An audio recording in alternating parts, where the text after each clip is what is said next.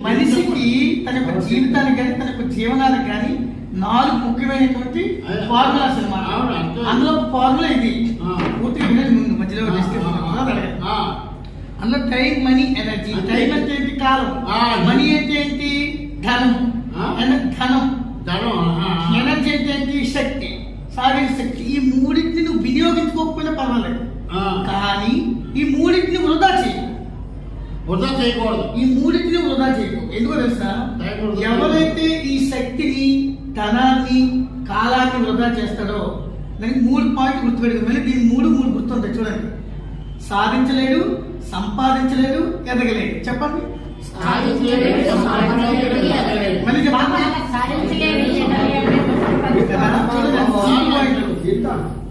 Time, money, energy ఎవరైతే save చేసుకుంటారో వాళ్ళు సాధిస్తారు, సంపాదిస్తారు, ఎదుగుతారు. రెండో పాయింట్, ప్రతి మనిషికి కూడా ఆనందంతో కూడుకున్న ఆరోగ్యాన్ని పొందగలగాలి.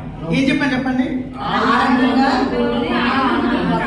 కరెక్ట్ పలకాలి. ఆనందంతో కూడుకున్న ఆరోగ్యాన్ని పొందగలగాలి. ఇది ఎవరైతే ఫాలో అవుతారు చూడండి. మన దగ్గర ఆనందము, ఆరోగ్యం. ఆనందం, ఆరోగ్యం ఈ రెండు నుంచి మనిషికి ఏం కావాలి? ఆటోమేటిక్ డబ్బులు అంటావా వచ్చేస్తాయి. నీ దగ్గర ఆనందం ఉన్నప్పుడు, ఆరోగ్యం ఉన్నప్పుడు ఎందుకు కష్టపడు? నీ దగ్గర ఆనందం, ఆరోగ్యం ఉన్నప్పుడు నువ్వు జ్ఞానం వస్తే ఏ పని చేయగలుగుతావు కదా. సో ఆటోమేటిక్ నీ డబ్బులు అయితే వస్తూ ఉంటాయి కదా. కాబట్టి ఆనందం, ఆరోగ్యం ఖచ్చితంగా మనిషికి కాపాడుకోవాలి. ఇంకపోతే మూడో విషయానికి నువ్వు ఏ పని అయితే నీకు ఒక లక్ష్యం ఉంటుంది చూడండి. ఒక లక్ష్యం, నేను చనిపోయే లోపు ఇది చేయాలి, నేను చనిపోయే లోపు ఇది సాధించాలని ఒక లక్ష్యం ఉంటుంది. ఈ లక్ష్యం కోసం నువ్వు ప్రయాణం చేస్తుండాలి. అంతేగాని పక్కన ఎవరో ఏదో అన్నారని, లేకపోతే ఎవరో ఎక్కిరిస్తున్నారని, లేకపోతే ఎవరేదో మనం విమర్శిస్తున్నారని చెప్పి ఆ పక్కదారులంటే మన ఆలోచన వెళ్ళిపోయింది అనుకో, నువ్వు లక్ష్యానికి చేరుకోలేవు. ఉదాహరణ మనం అనకాపల్లి రావాలనుకున్నాం, వర్షం పడింది చెప్పి ఆగిపోతే రాగలుగుతాం ఇక్కడికి? లేదు. అనకాపల్లి రావాలనుకున్నాం, పక్కన షార్ట్ కట్ రూట్ ముళ్ళు ఉన్నాయి. ఆ షార్ట్ కట్ రూట్ లో ముళ్ళు ఉంటాయి కదా, వెళ్తే ఏమవుతుందో బండి పంచర్ అవుతుంది.